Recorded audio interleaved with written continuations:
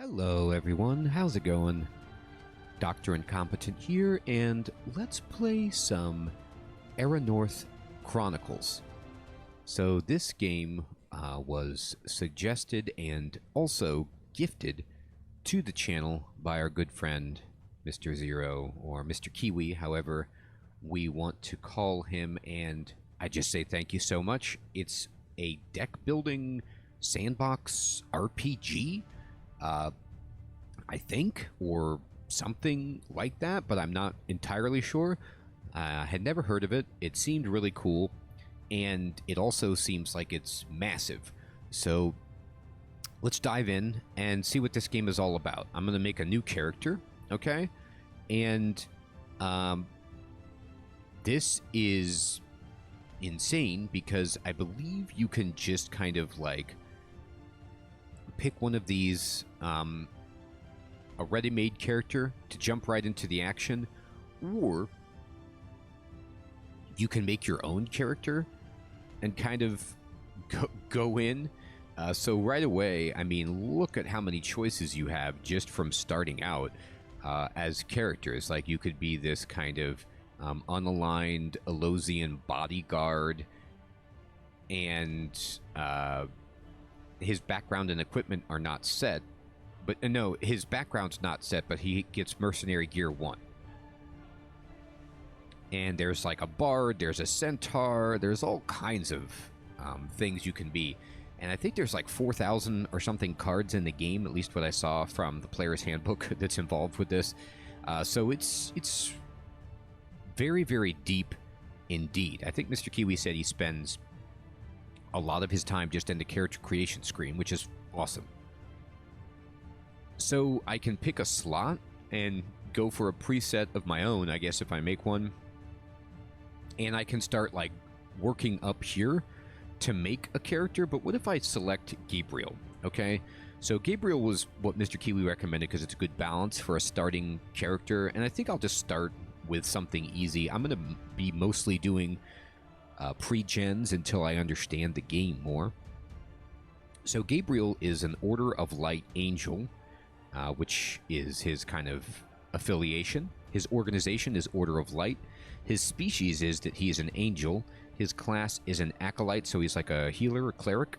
His background is a zealot, so he's really into religion. I have 0 points to put into attributes and skills because this character is set. My starting kit is the Hyperion's acolyte gear, and I'm ready to go. So I'm on Conquest. I can change the difficulty. If this is your first game, it's highly recommended you start with the Exploration difficulty. It will let you learn the ropes without worrying about dying over a mistake or two. Regardless of the difficulty rules, your actual mileage will vary based on the individual areas you choose to explore. Interesting. Playing it safe, grinding a lot, following level recommendations, or embracing risk for higher and quicker rewards are all legit and entirely up to you. It's your game, therefore your rules. Got it. All right. So maybe we will start with exploration because it's our first time, and to see what that means. Normally, I don't like to start games on easy mode.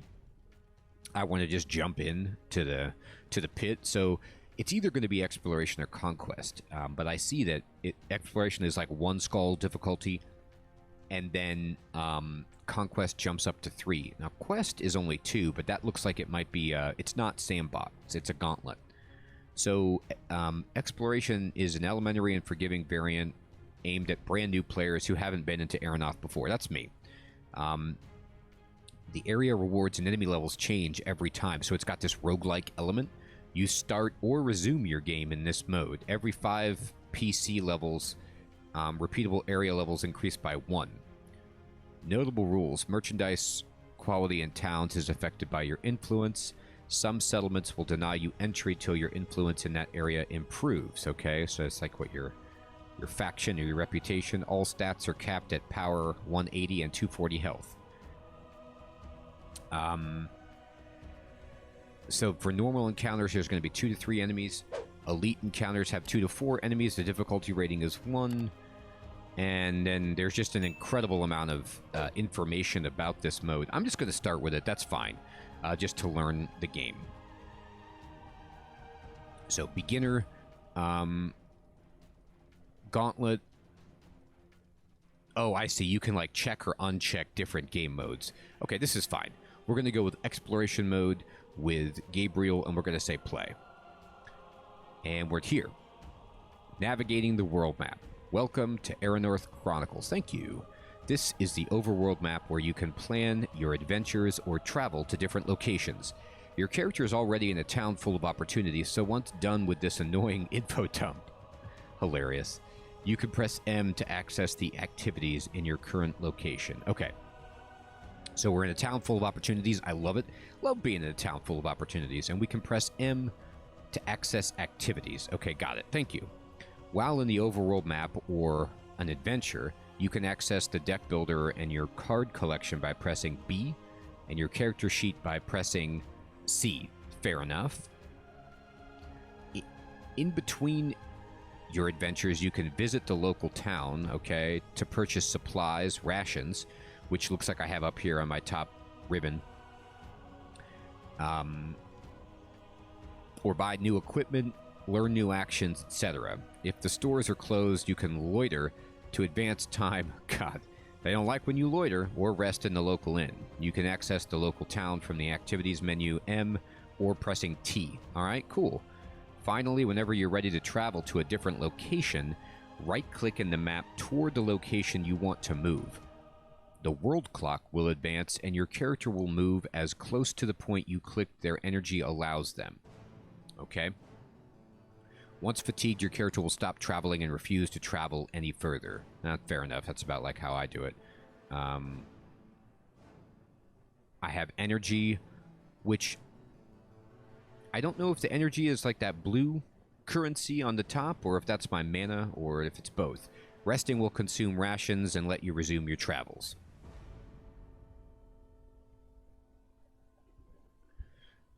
That's all for now. If you need a reminder on these shortcuts, you can view them by hovering on the parchment icon located in the top left corner of the UI. I see it. You can also access the rulebook at any time by pressing the F1 key. It contains everything these tutorials won't tell you. Good luck! Alright, so cool. So here we are on the map.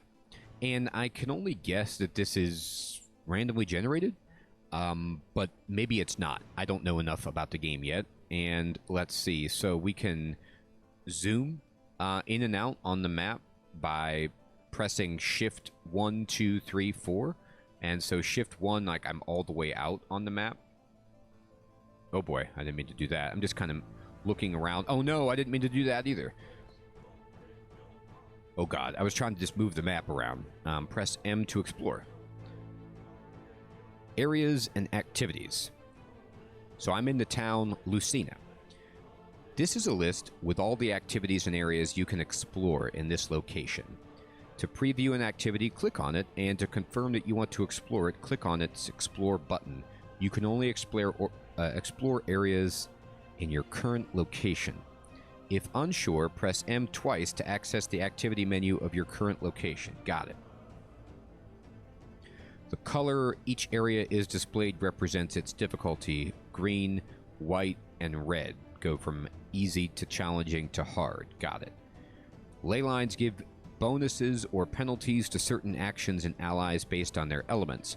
Going to areas where your primary element has aversion will put you at a disadvantage. Uh-oh. While areas where your primary element has affinity will be much easier. Now you're talking. Once your collection grows, you'll be able to maintain multiple decks and switch between them to benefit from a ley line affinity or to mitigate a ley line penalty. Interesting. Okay. So here I am. I'm in Lucina, the settlement. There's an easy quest in Oakwood, and that seems pretty reasonable. Now, if I click here, I can just enter the town, I guess, and I can see its imports. Like, these are the imports, okay? And these are the exports. So what, it buys these things and sells these things? Not really sure, necessarily.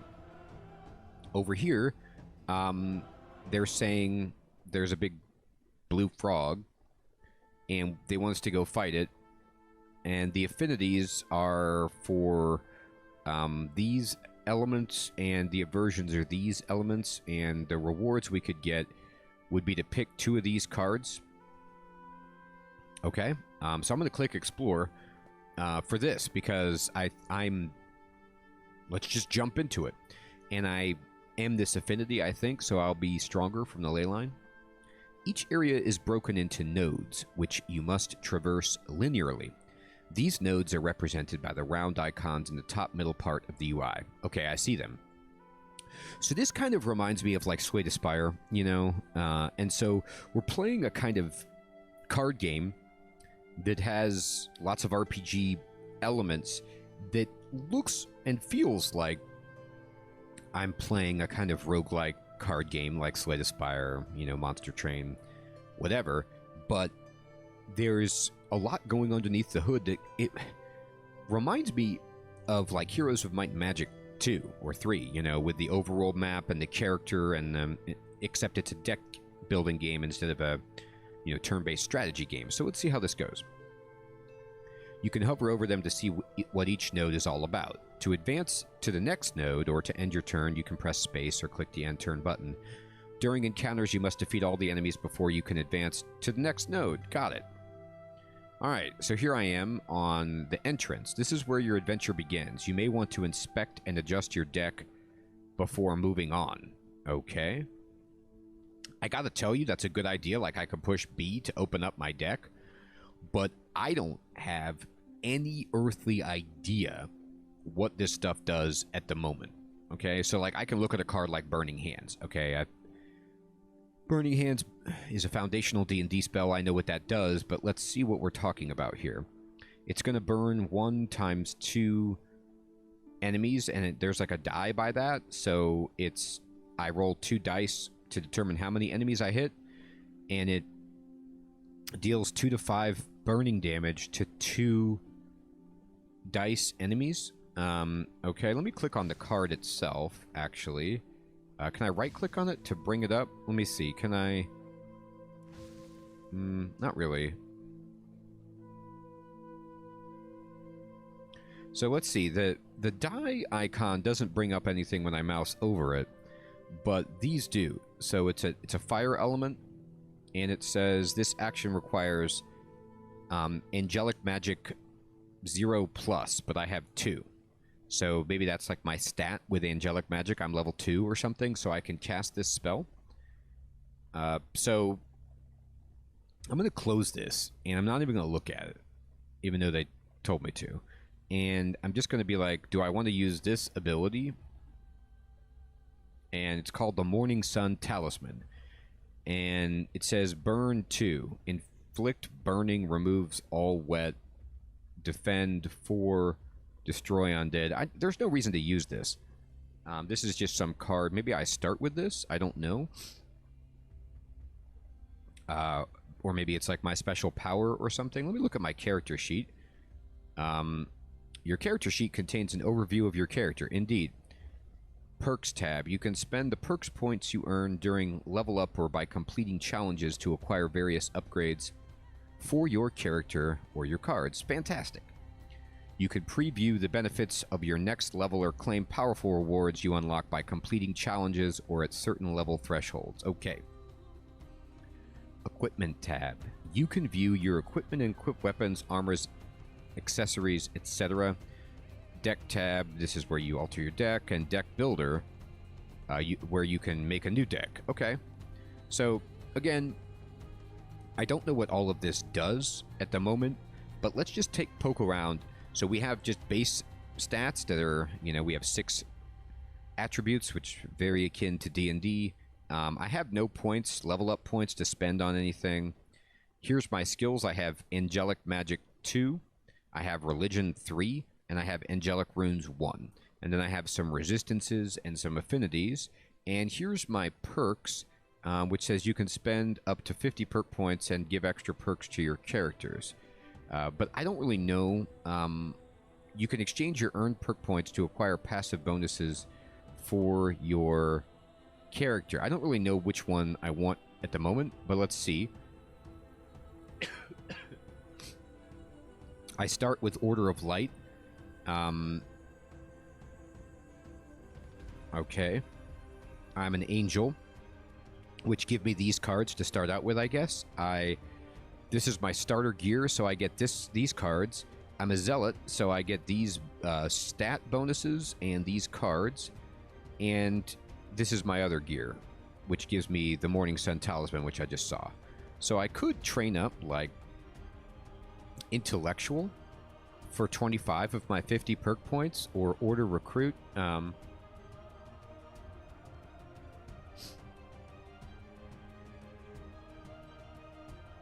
Or Zestful. Action points. Higher action points will let you play more action cards in combat. Okay. If you take this, Intellectual becomes unavailable. That's funny. Intellect. Actions that grant you experience give you +2 more, right? So you would get more experience by being intellectual, but less action points because you're not zestful. And Humble Devotion gives you light and bludgeoning. I'm going to take Order Recruit because, okay, here we go. If you click on it, you can see what this does. And it gives you a defensive amulet and amplifies your light element, I guess. But it also just gives you +2 healing and slashing affinity. So I like this. I'm going to take it if I can. I took it. And I'm also going to take... so Theodore... if I took this, I would get this guy who's a knight ally. And I can get him on my team. That seems kind of cool. I don't know. Cool. Let's get Theodore. Let's have a guy named Theodore. So now I just took these randomly. I have no idea. I took Order Recruit and I took Theodore. And now I have no perk points to spend. Let's rock out. Alright, so we're just going to end the turn. And action cards. Your action cards are categorized as self, enemy, or ally cards based on who is their optimal target. Unless the card rules mention that the target is required, then take the optimal target as merely a suggestion. That's cool. I'm glad they have something like that. Play the card anywhere you like. If in doubt, follow the recommendations or Alt+click on the card to read its codex entry. Cool. Playing action cards. For a self card, you click the card, then point to your avatar. Click again to confirm it. For an enemy card, you click it, then point toward an enemy and click again, or right-click to cancel. For summoning allies, click the card, then point to your avatar or the ally zone, and then click again. Alright.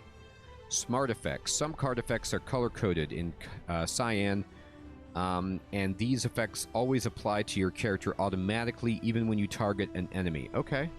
Smart casting. You can right-click on cards to use them automatically on their most optimal target. Oh, that's awesome. I love that feature. In the case of enemies, that is usually the first enemy on the battlefield. The round button, just like a quality of life thing, under them can be used to select a different enemy as your preferred target manually. That's cool. Alright, so we have... Look at this. This game looks cool. We have a Ulnir Warrior with Unknown Intent and a Ratfolk Scavenger with Unknown Intent. So, this does say, it's like, gives you an idea, I guess, of its health, and then how much damage it can do. It says it gives you mouse over it, it shows you its damage type, and like what it's weak to, what it's strong against, its faction, its power level. Now, it says its intent is unknown. And I saw this in the options menu that, like, basically until you defeat an enemy, you won't know what its intentions are, like in Slay the Spire, where you can see what they're going to do next. So we need to defeat them before we can learn this. Alright. Now, I don't know what the order of initiative is in this case. I can have 2 allies currently. I have 2 out of 4 rations, and I have some money. My concentration is 12. I resist here. I have resist dark, resist light, I guess. Alright, so what do I want to play?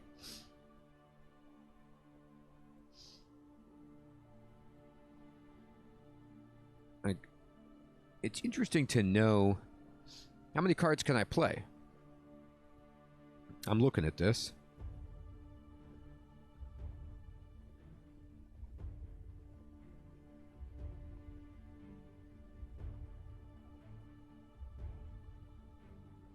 you can show or hide the enemy intent. Interesting. I think I'm showing it, but I'm not 100% sure about that.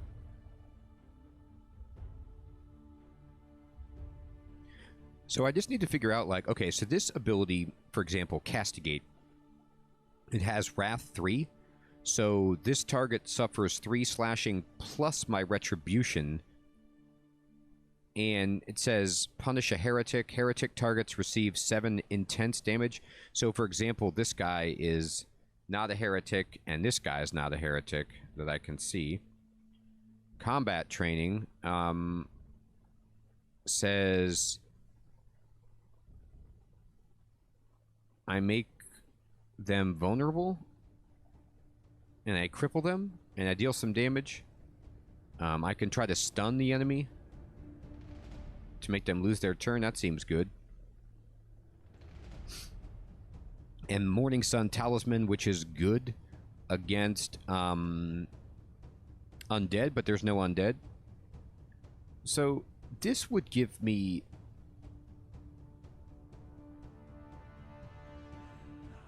Holy Edict would go well with Castigate, but I don't know.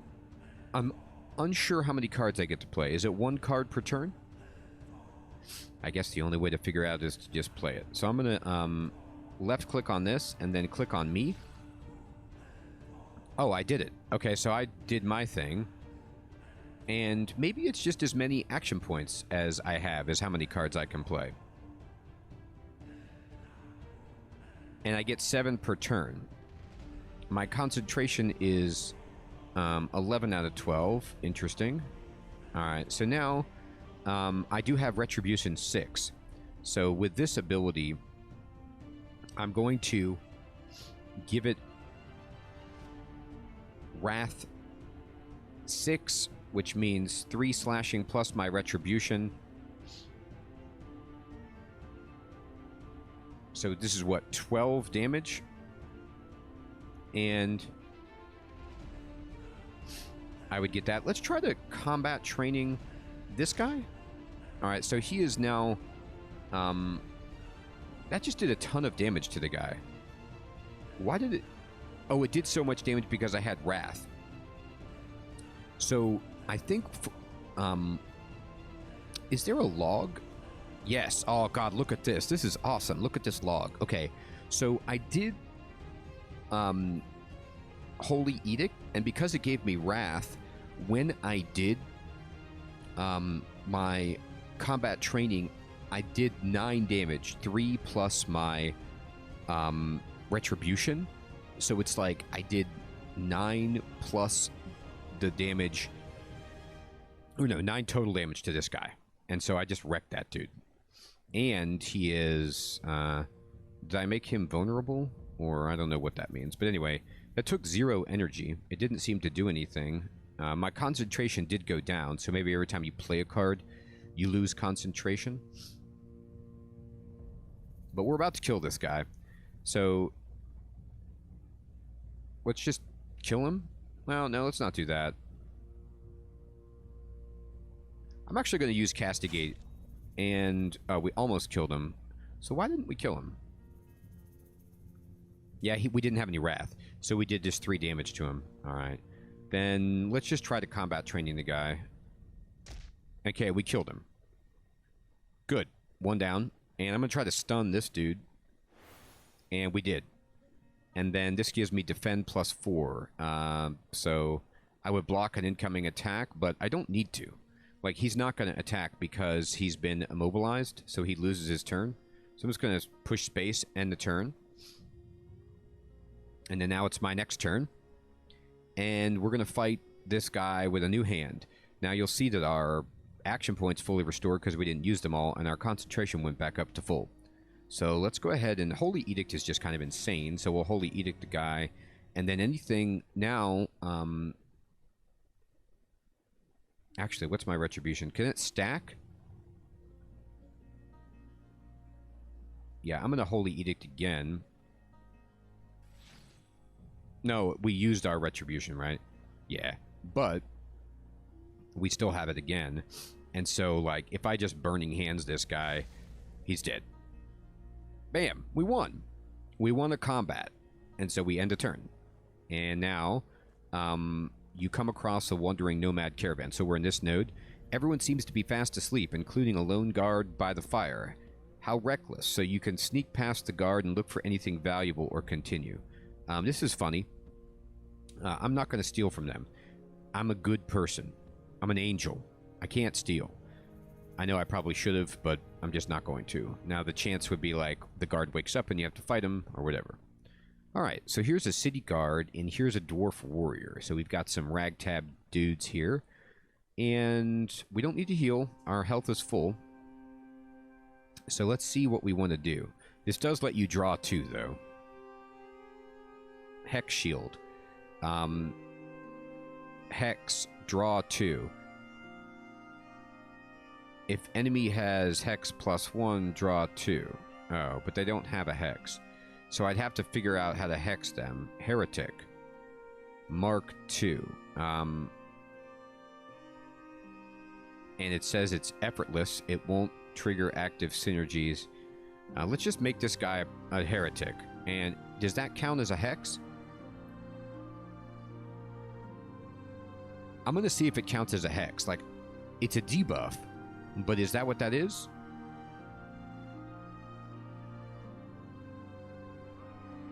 No. So we didn't draw any cards. Alright, but this guy is going to suffer some extra damage. I'm going to need to do Respite just to draw cards, even though it's so expensive, because I just don't have any cards that do damage right now.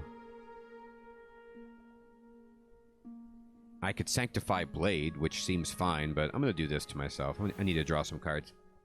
There we go. Interrogate. Oh my god. Alright, so this does... It marks him. He's already marked. Defend +3 gives you Retribution. But again, no damage. Like, it's a good idea to do that, but I'm going to start blocking.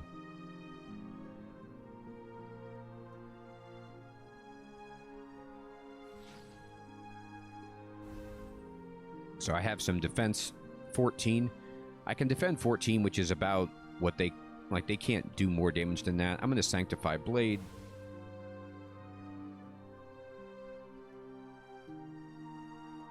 And now we can actually... Oh, Prayer is going to do damage. I didn't realize that.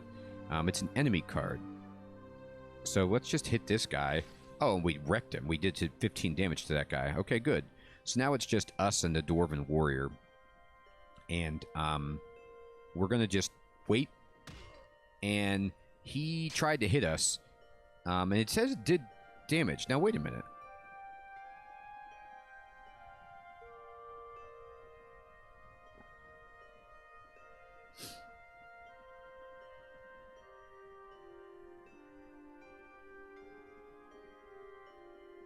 I ended up taking 6 damage from him. So, burning. 10. You lose 10 hit points. Am I burning? I think I must have... Did I set myself on fire? I think I did that. I must have done an ability to myself that... Oh. Does this make me burn? No. What happened there? Something I did must have burned me, and I didn't realize it. This is burned too.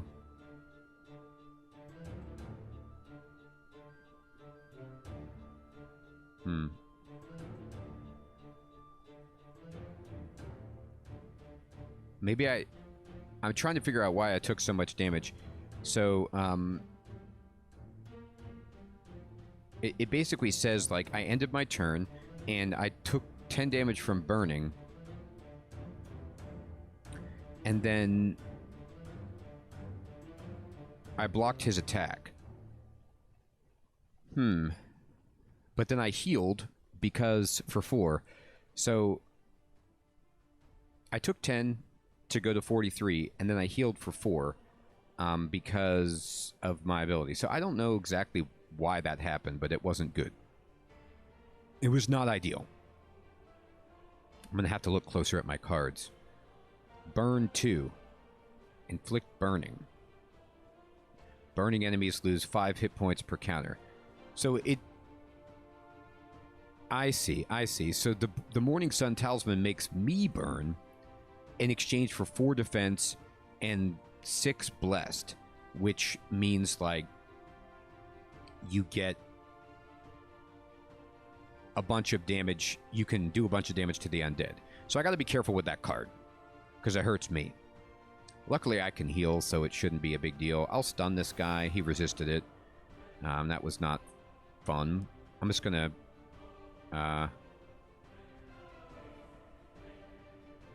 castigate this dude, and he's dead. And we've won. I'm going to... oops.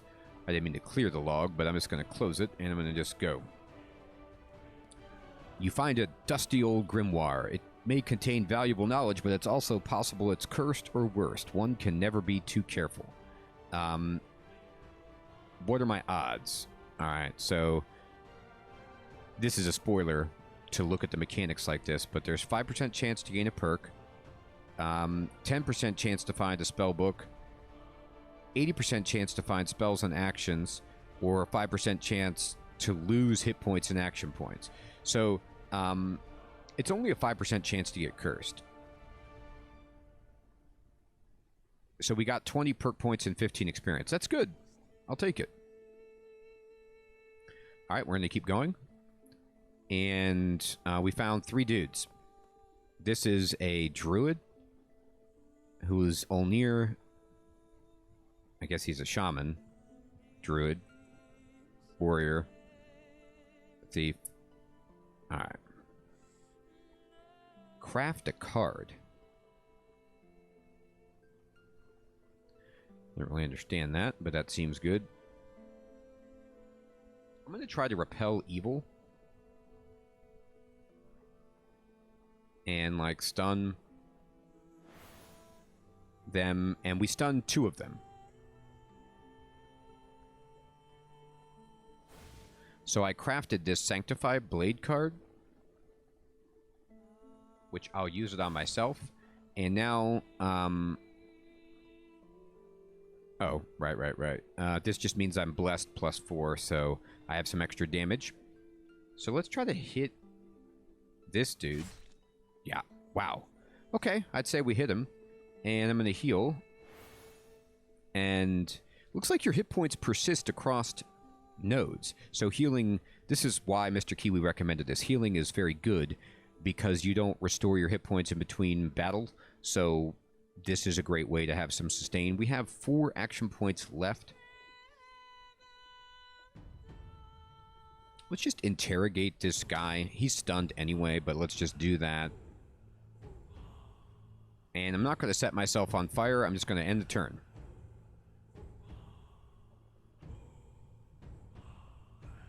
Alright, my turn.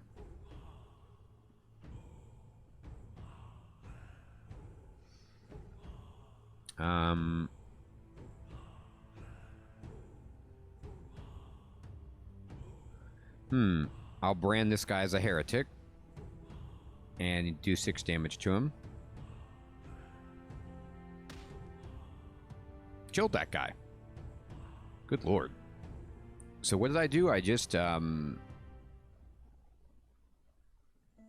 hit him with Interrogate.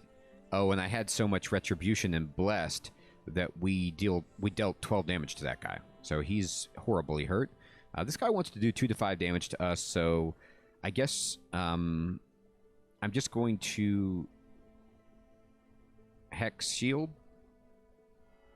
And now I'm blocking what? 8? Yeah, this guy can't really hurt me. I'm just going to wait till next turn. He concealed himself, so he's hiding.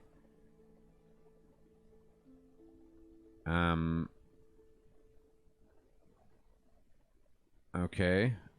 So what, we can't hit you? Sanctify my blade.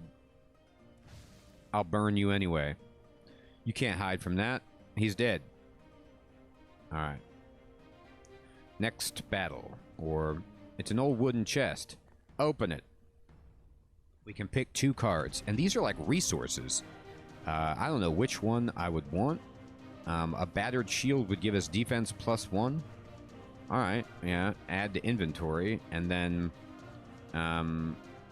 copper ore? I don't know. Sure, get copper.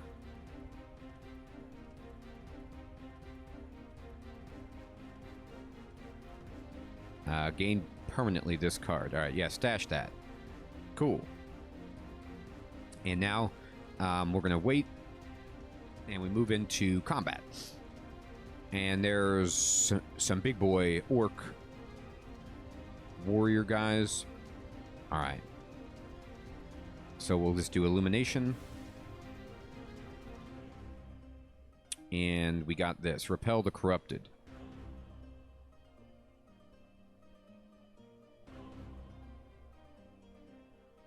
Actually, wait. Let's Holy Edict ourselves. And then repel the corrupted. And 16 damage. Almost killed the guy. I'm going to do this to draw some cards. Yep. So I can get an attack just to kill that dude. And then he wants to do 5 to 10 damage. So I'm just going to Hex Shield, and pass the turn. And he's going to deal 5 to 10 piercing damage, but we blocked it all, so we don't take any. And I'm going to do prayer on myself. And prayer on myself again. And then we're going to brand this guy a heretic. We did 6 damage. And I'm going to do this so I can draw some cards. This is Holy Edict and then Combat Training. And bam. Smacked him down. He's dead. All right. Serendipity. You find a linen pouch. It's well hidden under rock, but not well enough to escape your trained eyes. Investigate. Oh, cool. So we can pick up to 2 cards. Well, let's just take them both. Add to inventory. Add to inventory. Great. Let me look at my character. Equipment. What am I using? Robes, talisman. I have a mace. Okay, that's kind of already what I have. Oh, do I have anything equipped? Let's go ahead and... Is this equipped? Yeah, it looks like it's equipped. Oh, no, wait. Yeah, I equipped it. Okay, great. And then battered shield or round shield. The round shield just seems better. I'll equip it. And then here's my amulet. Yeah, equip that too. I don't know. Oh, I see. Or it's the Morning Sun Talisman. Okay, that's fine. Good. And we'll just push space. And hey, we won, so we get to pick 2 cards. I want damage. So Light Burst seems good. It hits everybody. So we're just going to add to the deck and gain it. And then we can choose another card. We could choose another one of these, actually. But Angelic Shield also looks pretty good. And then Potion Belt seems fun as well. I'll take a shield. And we completed the area. So we get all these rewards. We get influence, our health refills, our action refills. We got 5 perk points. We got some money. We got 5 experience. And we return to the world map gloriously stronger. If I go to the character screen, now I have 125 perk points. So I can get some even better perks. And if I go here, I can do more quests. Like I could run Oakwood again. Or I could go to the equal level Magnus Cove if I wanted. Or I could go try to buy some stuff and explore other towns. So I have to say, I played through my first little adventure, and this game is really, really cool. There is so much content and depth here. It's almost overwhelming, but if I just keep to this like easier difficulty, I'll be able to kind of work into it and see what's going on and get a better feel for what cards are good and what I like. But this is just a really intriguing game, and I'd love to talk to you guys in the comments below about what you think. Have you played this before? Have you heard of this? Does this look interesting to you? What are your impressions of the game? What are your recommendations if you have played? And, are you interested in seeing more of this game as I go further with this character and, potentially try some of the other pre-mades? Again, Mr. Kiwi, thank you for gifting this game to the channel. Really appreciate it. And just introducing it to me. I had no idea about this game, and it just seems really cool. Everyone, thank you so much for watching. Take care.